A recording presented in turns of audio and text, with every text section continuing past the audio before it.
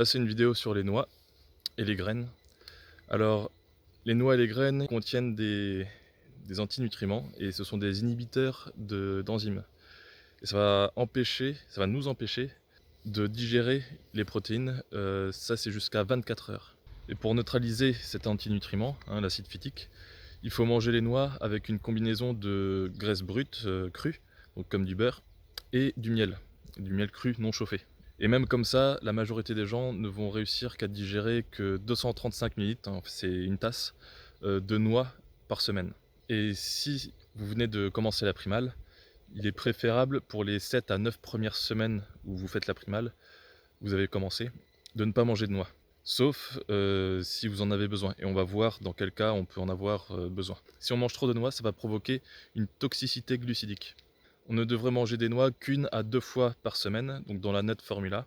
Donc ça permet d'enlever les envies, enfin de satisfaire les envies de pain, de pâtes, de riz, de toutes ces choses-là. Donc si vous avez des envies de féculents, la première chose à faire, c'est de manger la nut formula. Et pourquoi il ne faut pas en manger aussi souvent? C'est parce que ça permet de détoxifier le système neurologique. Et si on en mange trop souvent, eh ben, ça peut empêcher de dormir. Parce que justement, on détoxe trop au niveau du système neurologique, au niveau du cerveau. Et donc ça peut créer des insomnies. Certains conseillent de faire tremper les noix, ou même de les faire germer. Sauf que c'est une mauvaise idée. Si on fait germer les noix, ça va rendre la cellulose encore plus indigeste, encore plus difficile à digérer.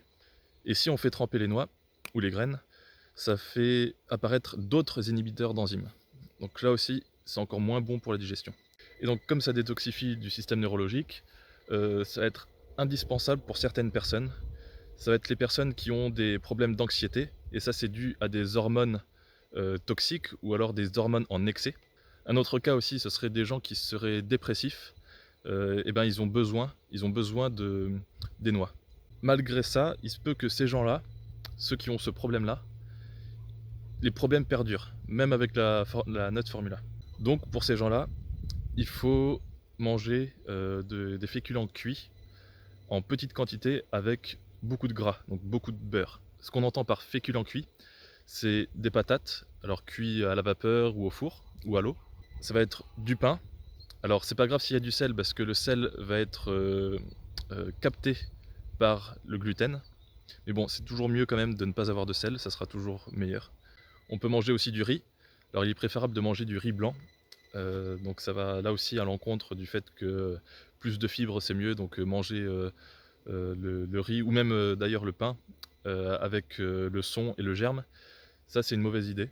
Ça va apporter encore plus d'antinutriments et en plus ce sont des fibres qui sont indigestes.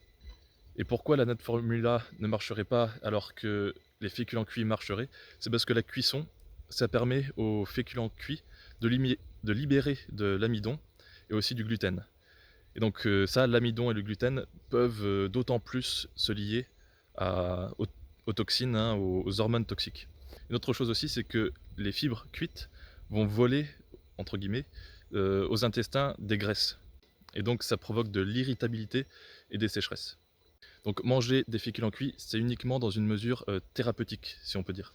Parce que comme n'importe quel aliment, tout ce qui est cuit, donc les patates, le riz, tout ça, et ben ça contient aussi des toxines, donc comme des acrylamides et aussi des produits terminaux de glycation. Donc tout ça, ça va créer de l'obésité, de la cellulite et d'autres maladies. Une autre chose que ça peut faire aussi, c'est réduire les détox. Donc si jamais vous avez une détox qui est trop violente, trop dure à supporter, vous pouvez manger de la viande cuite ou de l'amidon cuit, comme les patates, le riz, le pain, tout ça.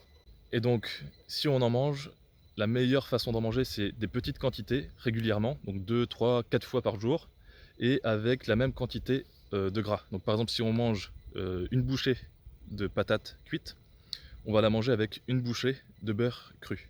Et la plupart des gens n'en ont pas besoin parce qu'ils obtiennent de l'amidon via la viande, parce qu'en fait, un animal, quand il mange l'herbe, il y a des graines, donc l'herbe est à piaison, il y a des petites graines.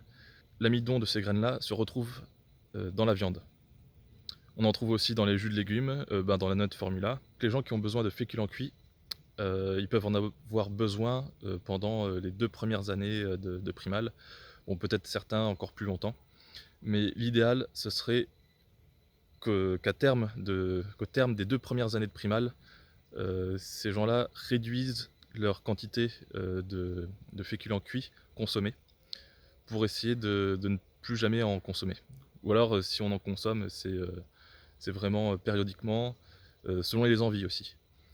Ça peut aider si on a une envie que la note formula aussi ne comble pas. On peut manger de manière ponctuelle des féculents cuits, ça peut aider. Ça va être suivant les envies de chacun et selon comment chacun se sent et si on en sent l'envie. Une chose que j'ai oublié aussi, pour les pommes de terre, il ne vaut mieux pas mettre la peau parce que quand elle cuit, ça va créer des résines, donc des résines toxiques qui vont s'accumuler dans notre corps. Les personnes qui sont dépourvues de mutations enzymatiques pour digérer les légumes, les fruits rouges cuits, ils ne devraient pas manger de patates douces parce que ça sera indigeste pour eux. Donc si vous avez une certaine hyperactivité, trop d'hormones en excès, eh ben, la note formula, ça va être d'autant plus important pour vous. Mais d'une manière générale, pour tout le monde, c'est assez important. Donc pour les personnes qui seraient très actives, hein, qui auraient un excès d'hormones, ou qui auraient aussi donc des surrénales qui soient très actives, c'est très important, ça peut être important de manger la note formula, et quotidiennement. Donc ici j'ai 50 grammes, alors c'est un mélange de pistaches, de noix et de graines de tournesol. Je fais fondre 50 grammes de beurre. Et à ça, je vais rajouter un œuf et une bonne cuillère à soupe de miel.